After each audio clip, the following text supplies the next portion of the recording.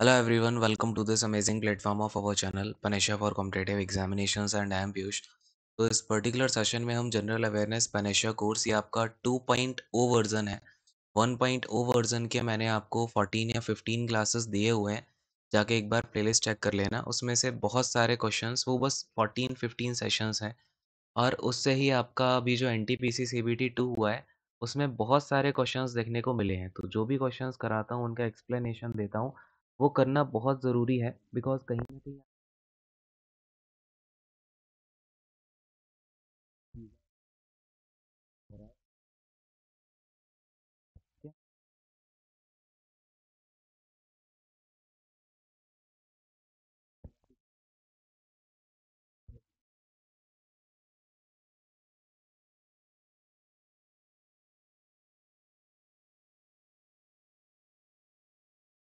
इसका भी चल ही रहा है। एंड इसके अलावा आपका भी SSC में जो भी वैकेंसीज के एग्ज़ाम होने हैं, AIATC का हो गया जो कि अगेन इसके अलावा आपका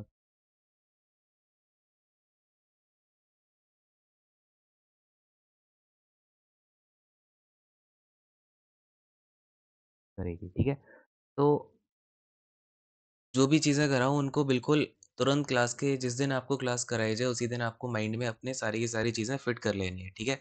तो ये क्वेश्चंस जो होंगे आपका इसमें डिटेल्ड एक्सप्लेनेशन वगैरह हो गई सही। एंड आई होप कि आपको ये ज़्यादा से ज़्यादा बेनिफिट करेगा। ये तो मेरे बारे में ही है। शुरू करते हैं फिर आज का सेशन। ये है आपका क्वेश्चन नंबर 1 आज का। देखो क्या पूछा गया है, which of the following Hindustani vocalist from Allahabad along with her famed contemporary Gauhar Jaan. अब देखो यहाँ पे ना एक सबसे पहले तो एक आपको इंपॉर्टेंट चीज़ इस क्वेश्चन के अंदर ही दिखेगी। गौहर जान के बारे में भी यहाँ पे बात करी गई है। गौहर जान भी अपने आप में बहुत इंपॉर्टेंट हस्ती हैं, इनका भी अलग से क्वेश्चन फ्रेम किया जा सकता है, इवन किया भी जाएगा आने वाले किसी न किसी एग्जाम में। Had the privilege of performing for emperor George five at the Delhi दरबार इन 1911। अब आप कहोगे सर ये आउट ऑफ द ब्लू कैसे गिर गया क्वेश्चन, इसका तो कोई मतलब ही नहीं है। ये मतलब है, देखो मैंने आपको पनेशा 1.2 सीरीज में भी बताया था कि अभी आपके आर्ट एंड कल्चर के क्वेश्चंस बहुत ज़्यादा पूछे जा रहे हैं, क्योंकि आर्ट एंड कल्चर को अभी तक ज़्यादा एक्सप्लोर किया नहीं गया है। आपके जो SSC के एग्जाम्स हैं या फिर जो भी TCS है, इसने अभी तक आर्ट एंड कल्चर को एक्सप्लोर नहीं किया था ज़्यादा, लेकिन अब कर रही है तो अच्छे से इसके क्वेश्चंस आएंगे। अब इसमें कुछ चीज़ें एक्स्ट्रा बताऊंगा, वो भी कर लेना। सबसे पहले ये क्यों इम्पोर्टेंट है, क्योंकि इनका ना ये ज़रूरी नहीं है कि इन्होंने एम्परर जॉर्ज फाइव क्या गाया। एक्चुअली ये क्वेश्चन इंपॉर्टेंट इसलिए है क्योंकि जो हिंदुस्तानी महिलाएं थी ना, वो आज़ादी से पहले कुछ ही महिलाएं थी जो कि इंडियन क्लासिकल म्यूज़िक को एक ऊंचाई पे लेके गई, ठीक है, इंडियन क्लासिकल म्यूज़िक को। इसीलिए ये दोनों तीनों कुछ मैं आपको अभी नाम बताऊंगा वो इम्पोर्टेंट है। यहाँ पे आपका राइट आंसर हो जाएगा जानकी बाई। जानकी बाई जी जो है ये इलाहाबाद की थी, इनका इवन नाम ऐसा है जानकी बाई इलाहाबादी, ठीक है। इनका पूरा नाम था जानकी बाई इलाहाबादी। और इनको छप्पन छुरी भी बोला जाता था, ठीक है। क्या बोला जाता था? छप्पन छुरी। क्यों बोला जाता था? बेसिकली इनके ना एक्चुअली फेस पे 56 कट कर दिए थे एक किसी ने उसमें खुन्नस में आके। तो इसलिए इनके जो फेस होता है उस पे 56 कट्स थे, इसलिए इनको छप्पन छुरी भी बोला जाता है। तो याद रखना ये क्वेश्चन पूछा गया है कि कौन से इंडियन लेडी वोकलिस्ट को आज़ादी से पहले छप्पन छुरी के नाम से जाना जाता था, ठीक है। और इनका एक फेमस सॉन्ग था जो इन्होंने गाया, भूलती नहीं सुरतिया तुम्हारी, ठीक है। ये क्वेश्चन आया हुआ था एक एग्जाम में, भूलती नहीं सुरतिया तुम्हारी कौन सी हिंदुस्तानी वोकलिस्ट ने गाया है। तो ये भी आपका राइट आंसर जानकी बाई होता। अच्छा, गौहर जान के बारे में इंपॉर्टेंट क्वेश्चंस बनते हैं, इनके बारे में लिखो। क्या लिखोगे? गौहर जान आपका सबसे पहली परफॉर्मर थी, first performer performer to record music in music in 78 RPM records, ठीक है, रिकॉर्ड्स इन इंडिया। यानी कि 78 RPM रिकॉर्ड्स को इंडिया में रिकॉर्ड में म्यूजिक को रिकॉर्ड करने वाली इंडिया की सबसे पहली परफॉर्मर कौन थी? गौहर जान थी। और इनको ही बोला जाता है द ग्रामोफोन गर्ल, क्योंकि ये जो भी रिकॉर्डिंग होती थी पहले, पता है आपको, ग्रामोफोन में होती थी। ये बात मैं कर रहा हूँ आपसे 1902 1907 की, ठीक है। तब क्या होता था, ग्रामोफोन में ही आपका ये गाने जो है रिकॉर्ड वगैरह किए जाते थे। तो इनको बोला जाता है द ग्रामोफोन गर्ल। किसको? गौहर जान को। इसके अलावा इनको the first recording superstar of India भी बोला जाता है, the first the first recording superstar of India, superstar of India, क्योंकि इन्होंने ही क्या किया, पहली बार म्यूजिक को रिकॉर्ड कराया था, तो इनको क्या बोला जाता है, first recording superstar of India. याद रखिएगा इसको बहुत अच्छे से, ठीक है। और इन्होंने हिंदुस्तानी क्लासिकल म्यूजिक में जो आपका ठुमरी आता है, ठुमरी हो गया, दादरा हो गया। अच्छा, आपको मैं ना हिंदुस्तानी म्यूजिक के कुछ चीज़ें बताऊंगा अगर आप कहोगे तो अलग से, क्योंकि ये बहुत ज़्यादा आप देखोगे अगर आजकल के एग्जाम्स में बहुत ज़्यादा पूछा जा रहा है कि कौन से टाइप का म्यूजिक आपका गाया जाता था। एक तो कजरी है, एक तराना, ठीक है।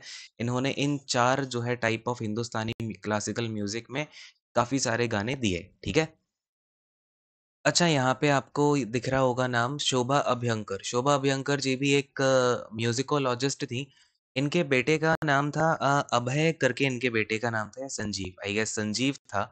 संजीव अभ्यंकर इनके बेटे का नाम था, और ये काफ़ी अच्छे जो है ये क्लासिकल वोकलिस्ट निकल के आते हैं। ये इनके ही बेटे थे, ठीक है। इनको इन्होंने ही सिखाया था, शोभा अभ्यंकर जी ने। तो बस ये इनके बारे में याद रखना। एक इनका घराना पूछा जाता है, मेवाती घराने से ये आपका बिलोंग करती थी, ठीक है। कौन भाई? शोभा अभ्यंकर जी। किससे? मेवाती घराने से। चलिए, अब आगे आते हैं। चलो भाई, थोड़ा सा नीचे आते हैं। क्वेश्चन नंबर 2 है आपके पास में, who among the following Indian players wrote the autobiography named playing to win. ठीक है, इजी क्वेश्चन है। यहाँ पे मैं आपको कुछ और बायोग्राफीज के बारे में बताऊंगा जो काफी इंपॉर्टेंट है, कॉन्टिन्यूसली रिपीट होती रहती है एग्जामिनेशन में। और एक बात और देखो, मैं आपको सारी चीजें डिटेल में क्यों करवा रहा हूँ, क्योंकि क्वेश्चन आपके कहीं ना कहीं घूम फिर के ऐसे ही आते रहते हैं, ठीक है। तो उनको अच्छे से सुनो और याद रखना, ठीक है। ऐसा नहीं है कि बस आपने देख लिया, बढ़िया मूवी के जैसे चल गया और हो जाएगा आपका, पढ़ना पड़ेगा, राइट। तो प्लेइंग टू विन लिखी हुई है यहाँ पे साइना नेहवाल ने, ठीक है। और अगर हम सानिया मिर्जा की बात करें ना, तो सानिया मिर्जा की बायोग्राफी आई थी 2016 में, और इनकी बायोग्राफी का नाम था एस अगेंस्ट ऑड्स, ठीक है। एस अगेंस्ट ऑड्स, तो याद रखिएगा इसको अच्छे से। इसके अलावा अनिल कुंबले जी की एक बुक आई थी, याद रखना, ये भी पूछा जा चुका है क्वेश्चन, ये कॉन्टिन्यूसली रिपीट भी होता है, वाइड एंगल। ये किसका था? अनिल कुंबले। अनिल कुंबले की ये बुक थी। एंड सचिन तेंदुलकर की तो सबको पता ही होगी। अच्छा बताओ, सबसे पहले मुझे यहाँ पे आप इस क्वेश्चन का आंसर आप ही दोगे। सचिन तेंदुलकर की जो बुक है उसका नाम क्या है? सचिन तेंदुलकर, ठीक है। और इसके अलावा आपका नोवाक जोकोविच की एक बुक आई है, serve to win. Serve to win, ये किसकी बुक है? नोवाक जोकोविच। पता है ना नोवाक जोकोविच कौन है? Novak Djokovic. चलो, अब यहाँ पे बात करते हैं पीवी सिंधु की। तो इनकी अभी कोई बायोग्राफी ऑटोबायोग्राफी नहीं आई है, अभी तो ये शाइनिंग प्लेयर है, अभी ये और अच्छा खासा ही परफॉर्म करेंगी। आगे बात करें कर्णम मल्लेश्वर। इंपॉर्टेंट है, आपने लगातार कई सारे एग्जाम्स में इनके क्वेश्चन भी देखे होंगे अलग अलग। तीन क्वेश्चन से पहले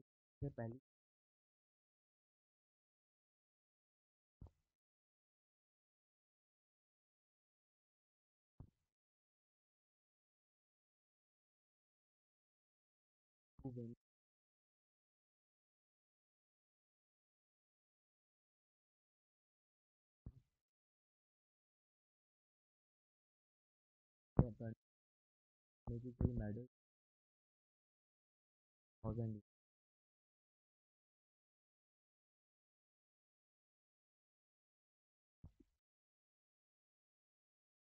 एंड इन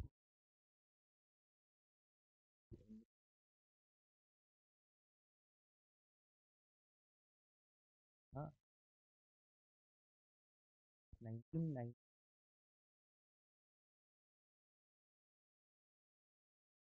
ठीक है, याद रखिएगा। नाउ मैं आपको कुछ इंपॉर्टेंट प्लेयर्स हैं उनकी बायोग्राफीज एंड।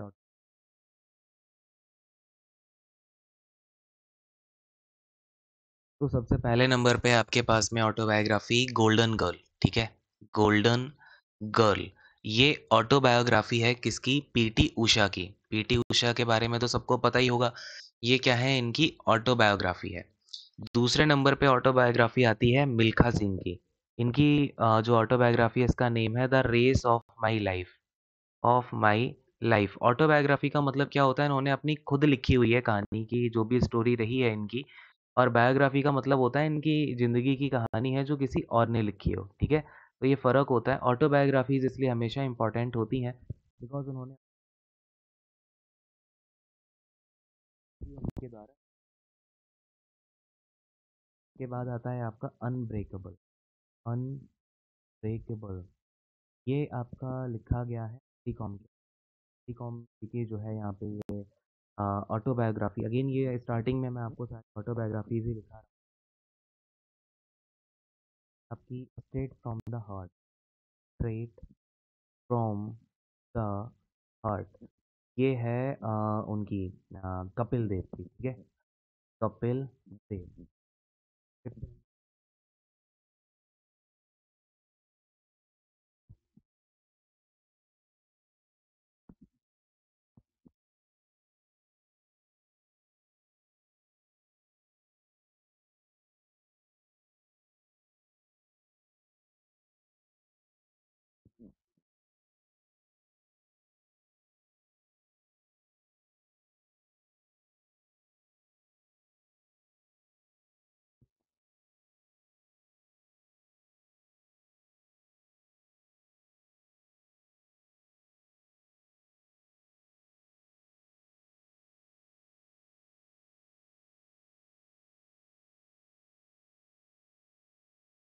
बिलीव करके है ये देखो, बिलीव ये है सुरेश रैना की। ये क्वेश्चन ना अभी ही किसी एग्जाम में आया हुआ है 2022 के ही, आई गेस एनटीपीसी से। Believe सुरेश रैना की। अब अगर ये क्वेश्चन होगा,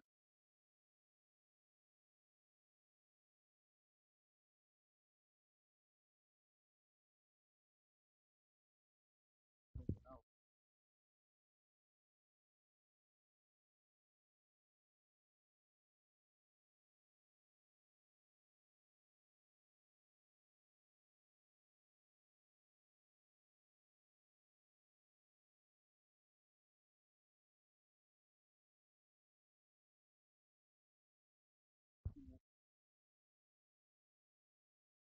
चलो खैर अभी आप बायोग्राफीज में इतना ही याद रखो, बाकी का ये इंपॉर्टेंट है, सारे के सारे 10 हो गए हैं।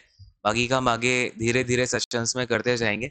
अब देखो यहाँ पे आपके पास थर्ड वाला क्वेश्चन क्या है, which level of the food chain includes millipede, spring tails, wood lice, dung flies, slugs. तो बेसिकली अब देखो ये क्वेश्चन ना आपको अब आजकल अगर आप देखोगे जीके में स्टेटमेंट वाइज क्वेश्चंस मिल रहे हैं, या फिर जो क्वेश्चंस की थ्योरी है वो काफी बड़ी बड़ी दिखेगी। अब ये देखो थ्योरी में इन्होंने ये सब डाल दिया, इसका कोई मतलब ही नहीं है। आपसे क्वेश्चन ना ओरिजिनली ये पूछा गया है कि ये कौन सा लेवल है फूड चेन का जो फीड करता है डेड और डिकेइंग प्लांट्स या एनिमल्स पे, यानी कि मरे हुए जो भी प्लांट्स और एनिमल्स होते हैं उन पे उनको अपना खाना बनाता है, ऐसा कौन सा लेवल होता है फूड चेन का।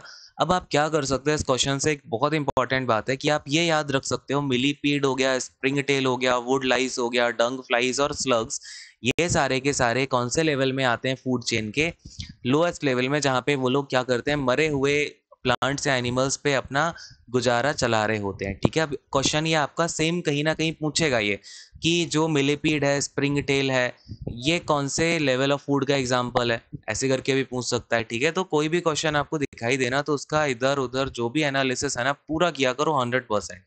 फिलहाल अब हम बात करते हैं, देखो कार्निवोरस क्या होता है। कार्निवोरस सभी को पता होगा, इसमें ना आप एलिमिनेट भी कर सकते हो, कार्निवोरस, हर्बीवोरस, ओमनीवोरस, ये तीनों सबको पता होते हैं। हर्बीवोरस में क्या होता है, आप जो भी हर्ब्स होते हैं ना, हर्ब्स होते हैं यानी कि आप प्लांट्स के ऊपर या फिर लीव्स के ऊपर अपना खाना चलाते हो, अपना गुजारा चलाते हो, फ्रूट्स वगैरह खाते हो, बेसिकली जो शाकाहारी होते हैं उनको क्या बोला जाता है, हर्बीवोरस, ठीक है? और फिर आते हैं आपके कार्निवोरस, जो कि आप क्या करते हैं, जो आपका फ्लैश वगैरह होता है या फिर जो लिविंग ऑर्गेनिज्म होते हैं उनको यहाँ पे ईट कर रहे होते हैं। और फिर आते हैं ओमनीवोरस, जो हर्बीवोरस और कार्निवोरस दोनों ही होते हैं, यानी कि हर्ब्स और जो आपका मील होती है या फिर जो फ्लैश होता है उसको खा रहे होते हैं, ठीक है? ये दोनों कार्निवोरस और हर्बीवोरस मिला के आपका बनता है ओमनीवोरस। नाउ देखो, अब मैं अगर आपसे बात करूं कि फूड चेन की जब हम बात करते हैं ना, फूड चेन, तो ये फूड चेन ना दो टाइप की होती है। एक टाइप तो आपने बचपन से आप पढ़ते आ रहे हो कि वेट अ सेकंड, देखो 2 टाइप की होती है। एक होती है आपकी बचपन से जो आप पढ़ते आ रहे हो, ग्रेजिंग फूड चेन, क्या बोलते हैं इसको? ग्रेजिंग चेन बोलते हैं बेसिकली। और दूसरी होती है आपकी डेट्रीटस डेट्रीटस फूड चेन। ये डेट्रीटस लिखा हुआ है, ठीक है? डेट्रीटस फूड चेन, अब दोनों ही बता रहा हूँ, बहुत अच्छे से याद रखना। जब हम ग्रेजिंग फूड चेन की बात करते हैं ना, तो सबसे पहले क्या आता है आपका? यहाँ पे प्रोड्यूसर होगा, यानी कि जो भी आपका जैसे प्लांट है वो क्या कर रहा है? अपना खाना खुद प्रोड्यूस करता है ना। अपना जो भी उसका खाना है, अपना उसके पास किचन होती है, अपना खाना खुद बना लेता है, ठीक है? अच्छा ये बताओ किचन ऑफ प्लांट किसे बोलते हैं? फिर प्रोड्यूसर के ऊपर आते हैं हर्बीवोरस, जो कि इस प्लांट को खा रहे होते हैं। हर्बीवोरस के ऊपर आते हैं कार्निवोरस। कार्निवोरस में आपके 2 टाइप के होते हैं, पहला होता है प्राइमरी, फिर होता है सेकेंडरी, ठीक है? यानी कि आपका ये सेकंड कार्निवोरस भी होता है, जो इनको भी खा लेते हैं। फिर आता है आपका यहाँ पे एपेक्स। एपेक्स यानी कि जो जैसे ईगल वगैरह हो गया, ईगल को बोला जाता है, ये आपका एपेक्स कंज्यूमर है।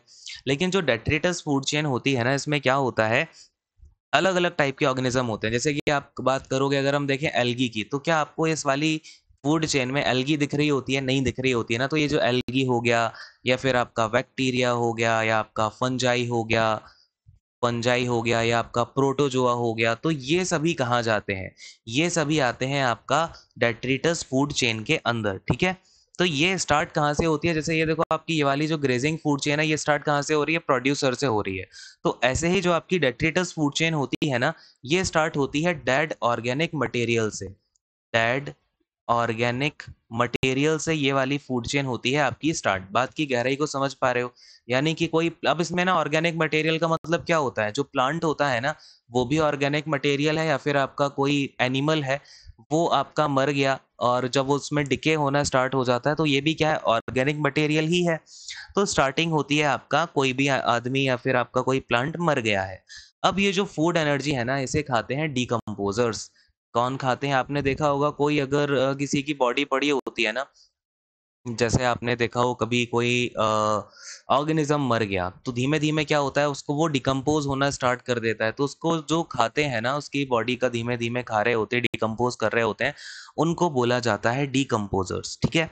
अब ये डिकम्पोजर्स को ही हम क्या बोलते हैं? डेट्रीवोरस, ठीक है? क्या बोलते हैं? डेट्रीटिवोर्स, एक्चुअली डेट्रीटिवोर्स। क्योंकि ये कौन सी वाली फूड चेन है? Detritus food chain. इसमें आपका स्टार्टिंग होती है डेड ऑर्गेनिक मटेरियल से। यहाँ पे देखो स्टार्टिंग हो रही है प्रोड्यूसर से। यहाँ पे जिस पोजीशन में हर्बीवोर्स होते हैं ना, यहाँ पे इस वाली फूड चेन में उस पोजीशन पे होते हैं डेट्रीवोर्स। याद रखिएगा इस चीज को बहुत अच्छे से। अब क्या होता है कि इसके बाद अगेन इसमें ऊपर की साइकिल सेम होती है। फिर होते हैं यहाँ पे ऊपर कार्निवोर्स। कार्निवोर्स क्या कर रहे होते हैं? इन डिकम्पोजर्स को खा जाते हैं, या डेट्रीट्रीवोर्स को खा जाते हैं। फिर इन कार्निवोर्स के ऊपर सेकंड कार्निवोर्स होते हैं, और फिर आपका यहाँ पे एपेक्स होता है। बाकी कहानी सेम होती है, लेकिन जो आपका डेट्रिटस फूड चेन है, इसमें याद रखिएगा स्टार्टिंग की जो 2 लेवल होते हैं वो डिफरेंट होते हैं। तो अब बताओ इसका राइट आंसर क्या होना चाहिए? कौन सा लेवल ऑफ फूड चेन में आपका जो डेड और डिकेइंग प्लांट और एनिमल होते हैं, उनको कौन से लोग खाते हैं? डेट्रेटिव वुड्स खाते हैं। एग्जांपल मिलीपीड हो गया, स्प्रिंग टेल हो गया, वुड लाइस हो गया, डंग फ्लाई, स्लग्स, या फिर आपका एल्गी, बैक्टीरिया, फंगाई, या फिर प्रोटोजोआ, ठीक है? याद रखोगे ये बात हमेशा? दिमाग में पूरी बात घुस गई है क्या? अभी देखो यहाँ पे क्या होता है, ये जो प्रोड्यूसर्स होते हैं, ये बेसिकली हम इनको क्या बोल देते हैं? ऑटोट्रॉफ्स बोल देते हैं। क्या बोलते हैं? ऑटोट्रॉफ्स। ट्रॉफ्स का मतलब क्या होता है? बनाने वाला। ऑटो का मतलब होता है खुद, यानी कि खुद ही अपना खाना बनाता है। ट्रॉफ का मतलब होता है आप फीड किस पे कर रहे हो, तो ये अपने खुद के बनाए खाने पे फीड करता है। हर्बीवोर्स का मतलब क्या हो गया? हर्ब पे ये आपका फीड करता है। कार्निवोर्स का मतलब क्या हो गया? कार्न पे आप जो है आपका ये डिपेंडेंट होता है अपने खाने के लिए। तो बात पूरी समझ में आ गई फूड चेन में? आपसे अब कुछ भी पूछेगा डेट्रिटस फूड चेन या ग्रेजिंग फूड चेन में से, बता पाओगे ना अच्छे से? कोई डाउट नहीं है। अगले वाले क्वेश्चन पे आते हैं। फोर्थ वाला क्वेश्चन देखो यहाँ पे। अब देखो ये तो पॉलिटिकल साइंस का क्वेश्चन आ गया। इंडियन पॉलिटी का, the article of the Indian constitution that deals with the executive powers of the governor. देखो मैंने आपको जब 1.0 कराया था, उसमें मैंने आपको कुछ इंपॉर्टेंट आर्टिकल्स करा दिए थे। अगर आपको वो याद होंगे ना, तो आप इस क्वेश्चन का आंसर भी आराम से कर पाओगे। और एक बात याद रखना, एक बार मैं जो टॉपिक पढ़ा देता हूँ ना, दैट मीन्स वो एक बार पढ़ा दिया तो वो हमेशा के लिए है, कोई भी एग्जाम हो जाए। आप मेरा जनरल साइंस के जो मैंने आपको लेक्चर्स दिए हैं, उनकी प्लेलिस्ट जाके अभी भी देखोगे, तो उससे बाहर किसी भी एग्जाम का कोई भी क्वेश्चन नहीं जाएगा, ठीक है?